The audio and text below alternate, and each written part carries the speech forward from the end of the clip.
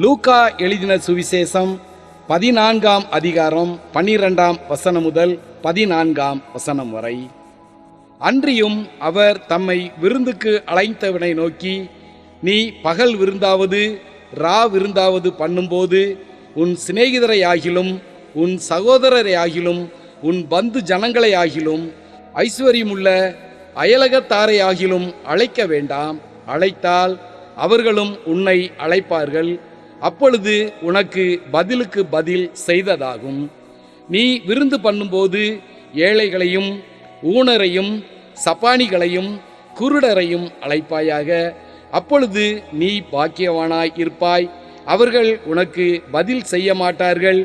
நீதிமான்களின் உயிர்த்தெழுதலில் உனக்கு பதில் செய்யப்படும் என்றார். இன்றைய நற்செய்தி. நன்றி செலுத்தும் ஆசீர்வாதம். 2016ஆம் ஆண்டில் வாண்டா டென்ச் தனது பேரனை நன்றி தெரிவிக்கும் விருந்துக்கு அழைப்பதாக ஒரு குறுஞ்செய்தி அனுப்பினார். ஆனால் அவருடைய பேரன் தொலைபேசி எண்ணை சமீபத்தில் மாற்றியதை அவர் அறியவில்லை.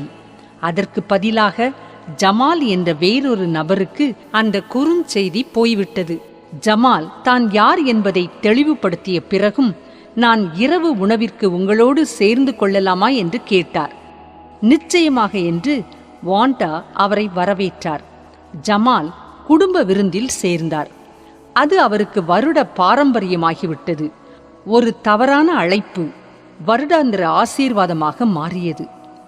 முகமறியாத புதிய நபரை இரவு உணவிற்கு அழைத்த வாண்டாவின் கருணை லூக்காவின் நற்செய்தியில் இயேசுவின் ஊக்கத்தை எனக்கு நினைவூட்டுகிறது. ஒரு பிரபலமான பரிசேயரின் வீட்டில் இரவு விருந்தின் போது அழைக்கப்பட்டவர்கள் யார் என்பதையும் அவர்கள் தங்களுக்கான இருக்கைகளுக்காய் எவ்விதம் போராடினார்கள் என்பதையும் இயேசு பார்த்தார். விருந்து பண்ணுகிறவனிடம் இயேசு மற்றவர்கள் பதிலுக்கு என்ன செய்வார்கள் என்று எதிர்பார்த்து அவர்களை விருந்துக்கு அழைத்தால் ஆசீர்வாதம் குறைவாயிருக்கும் என்று கூறுகிறார். ஆனால் ஏழைகளையும் இயலாதவர்களையும் அழைப்பித்து அவர்களுக்கு விருந்து பண்ணினால் மேன்மையான ஆசீர்வாதத்தை சுதந்தரிக்க கூடும் என்று சொல்கிறார்.